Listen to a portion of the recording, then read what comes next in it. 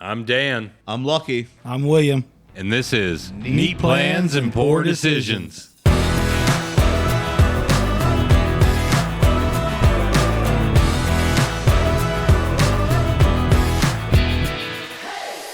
right, welcome back, y'all. We're going to do a little drinking out of Georgia. So we've got a newer product to our attention anyway. This brand Fiddler. Like I said, they're out of Georgia. They've got a plethora of products on the market. Like I said, they were newer to my attention anyway over the last couple months. I've tried several of their things. I'm a big fan. And this particular toasted rye, I think, is quite spectacular, and I'm pretty excited to share with you guys. Ever since I tried it at my bar, we have sold the heck out of it because it's a rye for people that like ryes. It's a rye for people that don't like ryes. It's a good, turn people on to bourbon pour. It's kind of all-encompassing. It's really tasty, really sweet. Let's just dive in and see what we think. So today, Fiddler Rye. Yeah, so ASW company, I think they're coming out of Atlanta, specifically in Georgia down there. But yeah, when we say there is a plethora of products, there is absolutely a plethora of products, everything from Irish whiskey to single malts, to bourbons, to ryes, to toasted ryes, to gins, to vodkas, to a massive, massive range of stuff. And it's very much a newer distillery to me. I hadn't heard about them very much. Dan here actually put me onto them when I come out to Watch Hill, just to do a regular sort of check-in on some bourbons and things like that, to see what I was missing out in the market and that kind of stuff. I really, really enjoyed their weeded product prior to this as well. I thought that was absolutely exceptional, so I've actually got really high hopes for this. Absolutely. So this one is a 6-year, 7-month toasted rye. It was in its finishing barrel for 46 weeks, which we'll get into here in a minute, which I think is just absolutely wild. Chars 2 and 3 coming in at 115.2 proof. My first thought is that the rye really shines through on the nose, even with the toast. Such a long toast. Yeah, actually, I'm getting those big herbal notes right up front. But there's some nice, heavy, darker, toasty notes that hang out right behind it, too, though. The color is great for a 6-7-year-old. Yeah, super dark, sort of molasses even. Definitely. Kind of thing going on. This isn't anywhere near as light as some of the other whiskeys we've tried on previous episodes. When I'm seeing that much color on something sub 7 years, as we kind of were talking before we got on here, that makes me think Kelvin barrels. But yeah. So just having a look at that beautiful color right there, you can see it hopefully for our YouTube viewers and things like that. You can see it has absolutely that dark brown to it, which is really, really pretty. I love to see that in a product. On the nose, I'm pulling. So at first it was, those big herbaceous notes, and then some of those toasty notes you'd expect. But I'm finding some notes I don't always catch in a rye. There's like a cherry cola thing there that is pretty predominant to me. Mm-hmm. Like a Dr. Pepper kind of situation. Almost, yeah. A little vanilla too, which, as we kind of got into at the end of the last episode we recorded, when the wheel gave us the Nulu toasted rye, we even mentioned this when we were talking about ryes that we like, and if they have that vanilla note, I'm usually a fan, and I can definitely get that here. Excited to dive in there. I'll tell you what, there's not a lot I don't like about that. I got to be honest. I didn't really say much because, to me, this is drinking a lot different than when I had it the first time, and I don't think I like it as much. Really? Yeah. Well, that's fair. The toast is overpowering almost. Yeah. I mean, 46 weeks in a toasted barrel, you would expect it to be almost undrinkable. And I get a lot more rye on this than I did before. I do get those big rye notes at the end. On the front palate, I'm catching most of those toasty notes. There's the graham cracker, big sweetness, even some dark fruit notes, which it's just like non-typical rye notes to me. It's almost overwhelming in the front palate, the toast. That's that's a lot of like campfire. Yeah, right up front. Yep. I don't know. For me, maybe this is kind of more my speed, my jam. especially going back to it on a second pass on the nose now that it's acclimated to my palate, it's getting more pleasant. A little of that rye is kind of fading off of it. It really almost drinks very bourbony to me for a rye. I do agree that I think some of the rye is fading away, but it's still very upfront for me. But it's less now. This is a 95.5 MGP rye, kind of one of the standards of rye. Yeah. So this is sourced MGP. This one is a sourced MGP. Okay. At least it's sourced Indiana, so I'm going to assume, okay. And it's 95.5. That normally leads us to that conclusion. Although nowadays with Hard Truth and some of those other ones out there, you don't know for sure anymore. Yeah, they do have 95.5. Hard Truth. I'm definitely agreeing with you with the dried fruit notes and things like that. So that cherry cola, that cherry is really coming forward and things like that for me. So I'm really getting some of those dried fruit notes, but then it does come through with a massive wallop of toasted. Yeah, the toast is prevalent for sure, and I don't know. Those rye notes, I got them initially, and they are fading already for me a little bit. I'm so far away from where you guys are on this one, I think. Yeah. You know what I just smelled is when you go to the doctor and they take you back into the room and they do a little fresh paper rollout on that plastic thing you climb up on. I just smelled that in his glass. Okay. I don't know why, but That's a brand new tasting note I've never heard. Put it on the wheel. Put it on the tasting wheel. That's absolutely fantastic. I have no. I mean, that's something I think a lot of us can associate that smell. I mean, it's not hard to imagine. And when I think of it, I could pull that note. oh yeah, I'm You like, know, is that? you almost want to classify that as a medicinal note. I had to be more specific. Earthy. Yeah, I just do get a reasonable amount of sweetness and things like that through it as well. But it does have the herbaceousness. It does have the big toasted note to it.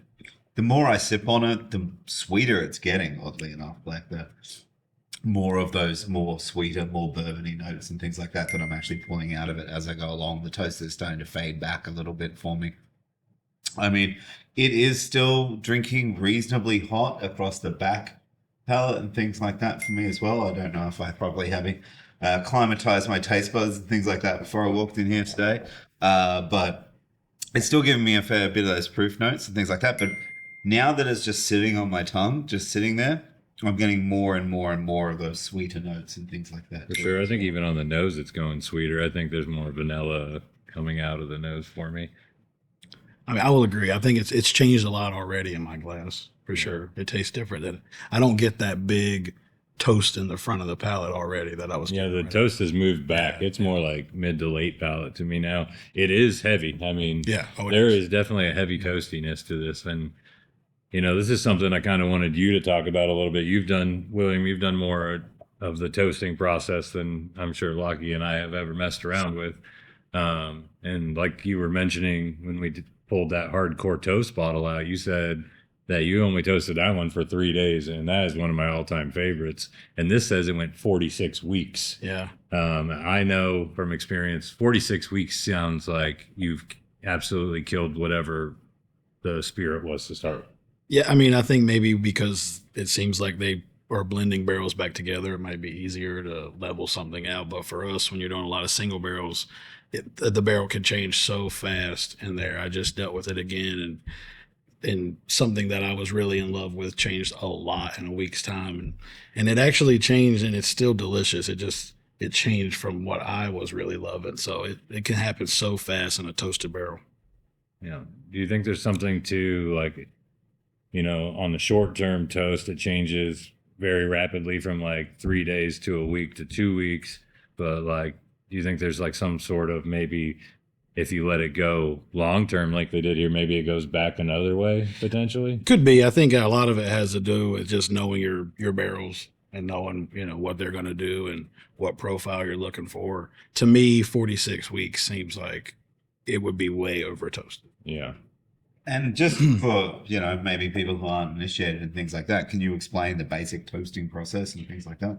Yeah, I mean, so the toasted barrel itself. Yeah. So toasted barrel, it's a short heat, right? Yeah. Yeah, so fast, short heat on the inside of the barrel, so no deep char. So you're gonna impart, some kind of graham cracker, like we've talked about a few times.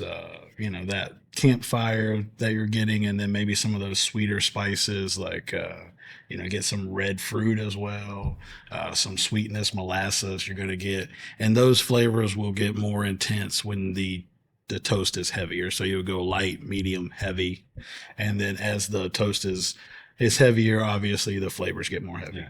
So I think a lot of people are familiar with barrel char Yeah. and things like that, but maybe a little bit less familiar. Toasted products have really, I've only started seeing them since 2021, 2022 and things like that, when you started getting more barrel finishes on things and other things became much more popular. Yeah. I'm sure you guys can educate me a little bit more. I haven't been in the space anywhere near as long as you guys have. So the first predominant toast that hit market that really kind of exploded was the Elijah Craig toasted. For me, that, I know there were some smaller brands doing it before that, but that was the first time we really saw one of the heritage distilleries put out a product that was really popular to me. For mass production, I would say. I mean, the toasted bourbon and toasted rye from Michter's were fairly popular among bourbon drinkers. That's true. But yeah, as far as mass produced across, sitting on the shelf, the toasted Elijah Craig. Yeah. I'm absolutely surprised I'm not literally tasting ash out of the campfire at this point in time. But it's really something for me that sort of every one of the toasteds that I've had, I've enjoyed. I think I'm with you, Dan, in the sense that it's maybe more my jam and things like that as well. I do love those graham cracker marshmallow notes and things like that for things.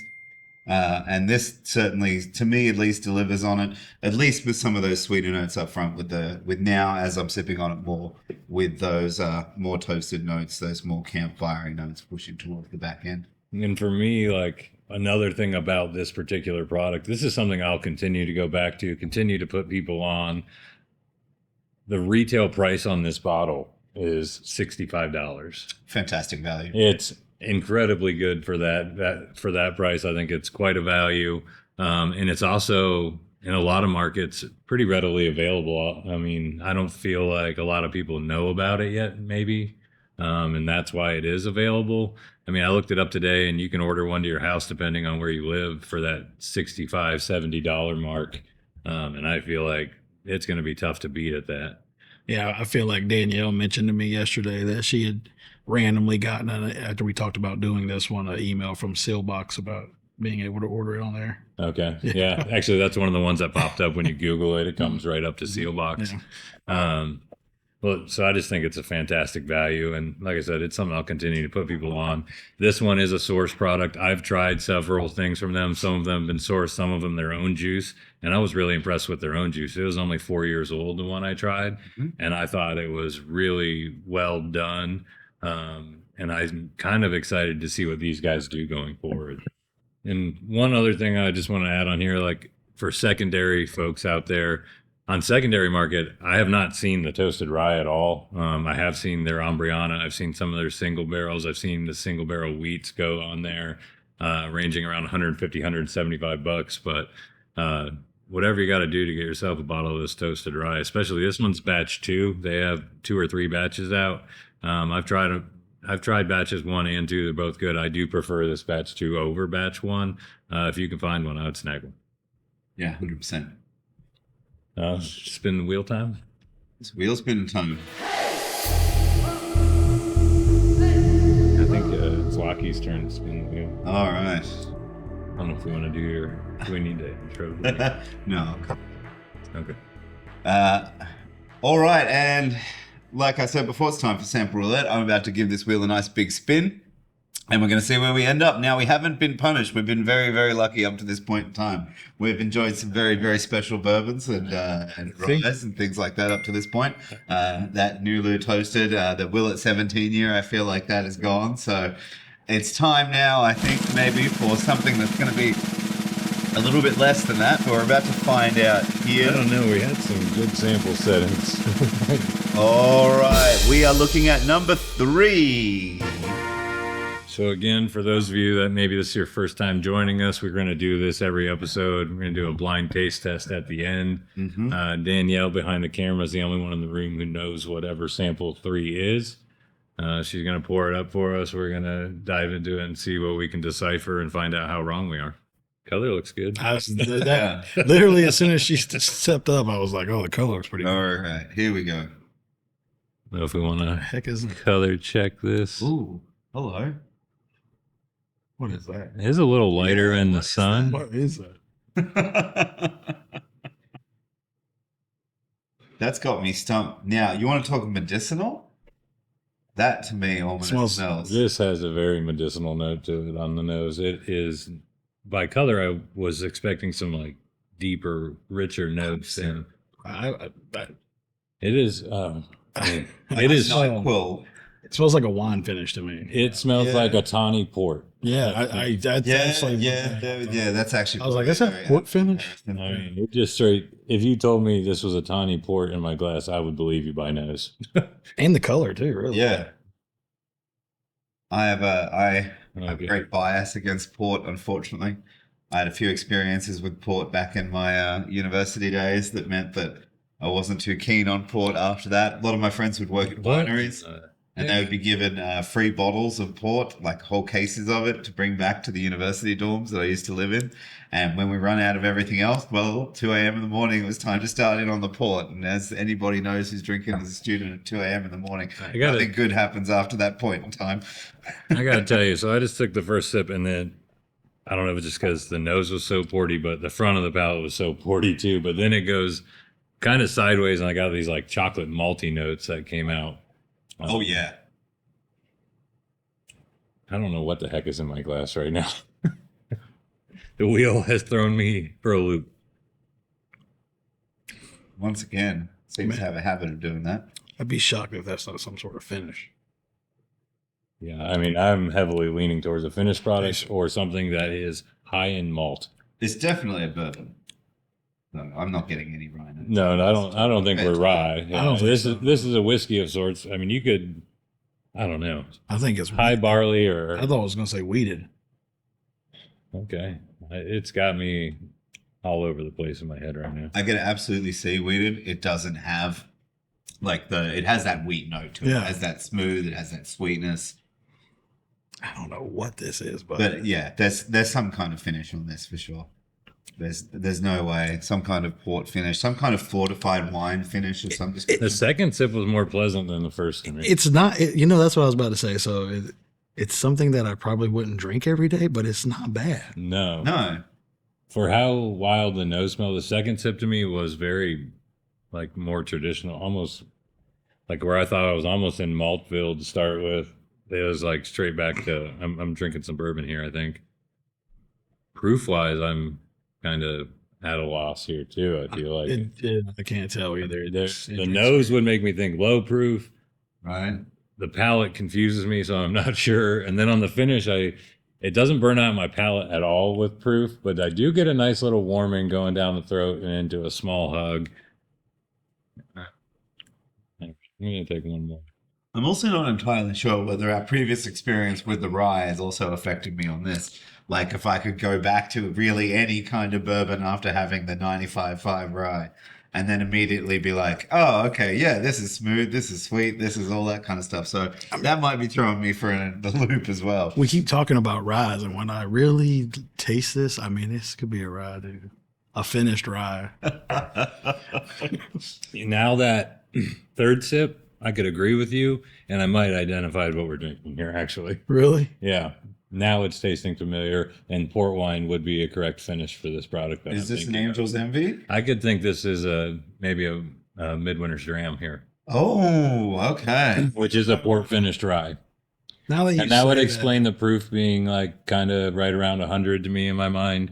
I didn't get those rye notes at first, and they're just masked by that finish. I think this is a finished rye, and if I had to guess, I'm going Midwinter's Dram. I could taste it, and after you keep going back to it, I could taste the rye come through a little bit more. It does. There's not a ton of like herbaceous rye notes, but it's got the other side, the toasty sweet side, and they're just really masked by. I think we are port wine finished here. If it's not port wine finish, I'll be. So that's where I'm. That would be my guess of what is here. I mean, but I have been shocked before by some of the things that I thought were wine finished. They were right. not. Yeah. We got a proof guess, gentlemen. If I'm going Midwinter's Dram, I think they're 98.6. So I'm going in that. 98.6. I mean, to me, it drinks like 100 proofer. So, yeah. 100 proof. I'm going to say, well, a little bit over 105. So like or something for this guy right over here. All right. Boom! Midwinter's Dram it is. Damn, And it's 98.4. All right. Awesome. Hey, It took me 3 sips to get there. But I got there. something tasted familiar. You know, I'm usually not really a big fan of these. I mean, I do enjoy these to a point. I don't go to them regularly. I have some regulars that come in that really like them. I know our chef at Watch Hill, this is one of his favorite pours. So a lot of times he'll have me pour him up one and he'll pour me one. And I'm never offended by it. It's just, I'm not crazy about the port wine finished anything usually. There are some surprises, and I think 2 of the best wine finishes that are out there are made by High West. It's this, We just had that one. which is this one, and then we had one we ran a double blind a couple weeks ago, and there was kind of a surprise. The High West Cabernet finish won the double blind That's incredible. over CYPB and some other things. So it was just kind of a shocker. So I think they do a great job with their wine. The double wine finish, double Cabernet finish over weeded well. Yep. That Yeah. is The Weller, I was in The the, Weller I was in the, finished third. the Oh, no, wow. the Weller was my least favorite thing. Yeah. For sure. Yeah. It's just interesting. But I do enjoy some of the Wellers, not to Yeah. hey. not all of them, let's put it that way. And But yeah, yeah, got anything else to add here? Nice Dram. That is all right. Who So said that? that's Did that High was that a West. They're scent? based out of Utah. Yep, they do a great job out there. No. For West Coast bourbons and ryes, I think they're definitely in the conversation of most elite from the West, anyway, Yeah. for sure. But Yeah, I can't think much over there. unless anybody's got anything else to add, I guess that we'll wrap this one up, and you can stay classy out there, bourbon drinkers.